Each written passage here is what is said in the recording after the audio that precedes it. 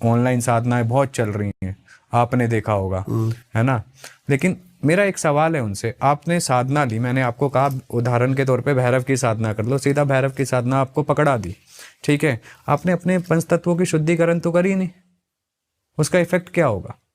आपने नियम को तो पकड़ा ही नहीं। अब कोई भी शुभ कार्य करते हैं, हम गणेश जी का आह्वान करते हैं, हाँ, गणेश की साधना करी नहीं, सीधा बड़ी एंटिटी पकड़ा दी, क्यों?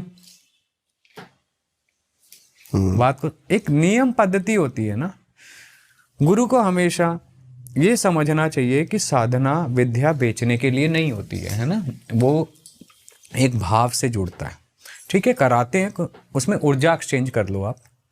लेकिन आप एक बात बताओ, ऊर्जा एक्सचेंज एक दायरा होता है, एक लिमिट होती है। इसका अर्थ ये नहीं है कि आप सीधा बोलो 51,000 रुपये में साधना, 21,000 रुपये में साधना, गलत है। नियम को समझना जरूरी है।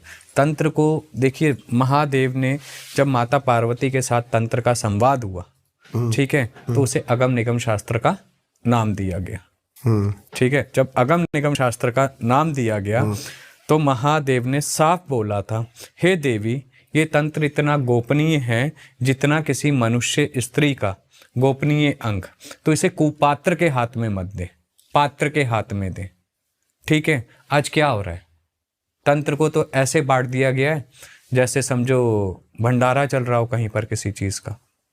नियम कहाँ रह गए? जो सदाशिव ने नियम बनाए थे, कितने नियम टूट गए। आप कहाँ तंत्र को ले जा रहे हो? आप कहाँ ज्ञान को ले जा रहे हो? क्या ये मोक्ष का मार्ग है जो हमारे शास्त्रों में, तंत्र शास्त्रों में बताया गया है कि शिव शक्ति तक पहुंचने का मोक्ष का मार्ग साधनाएं हैं? क्या ये वो मार्ग है? आज कुछ पैसों के लिए तंत्र क्रियाएं चल जाती हैं, घर में कलेश हो जाते हैं, सम्मोहन हो जाते हैं, वशीकरण हो जाते हैं। क्या ये तंत्र का मार्ग है? ये महादेव को भी ज्ञात है कि कुछ चीज़ें गलत होने वाली हैं आने वाले समय में, कलयुग लगेगा, तो उन्होंने कई चीज़ों को कीलित कर दिया। क्यों कर दिया?